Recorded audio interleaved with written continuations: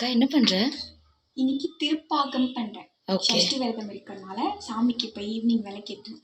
So அதனால திருப்பாகம் பண்ணிட்டு இருக்கேன். அதுக்கு ஃபர்ஸ்ட்டு நான் வந்து கடலை மாவு வந்து வறுத்துருக்கேன். இந்த கப்பில் தான் எல்லாத்தையுமே மெஷர் பண்ணியிருக்கேன். ஸோ இந்த கப்பில் 1 கப் கடலை மாவு. இது வந்து முந்திரி பருப்பை அரைச்சி வச்சுருக்கேன். ஓகே.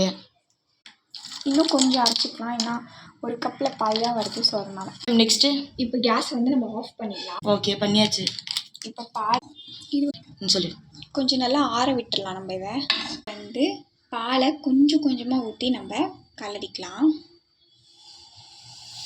கிண்டுங்க. கட்டி இல்லாமல் கலரிக்கணும்.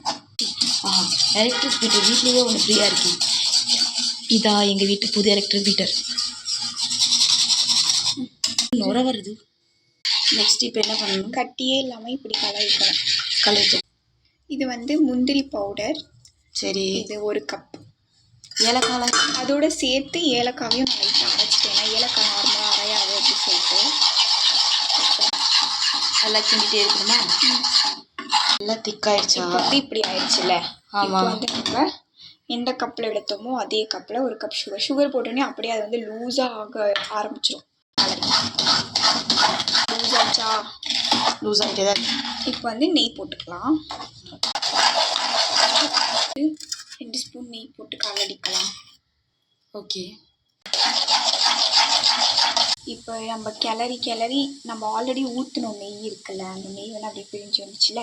இப்போ இன்னொரு வாட்டி கலரி நம்ம ஆஃப் பண்ணிடலாம். ஹாய் ஃப்ரெண்ட்ஸ், ஃபைனலி நம்ம திருப்பாகம் ரெடி ஆகிடுச்சு. இந்த ரெசிபி உங்களுக்கு பிடிச்சிருந்துச்சுன்னா லைக் பண்ணுங்கள், ஷேர் பண்ணுங்கள், கமெண்ட் பண்ணுங்கள், முக்கியமாக சப்ஸ்கிரைப் பண்ண மறக்காதீங்க. ஓகே, நெக்ஸ்ட் வீடியோவில் நம்ம பார்க்கலாம். பாய்.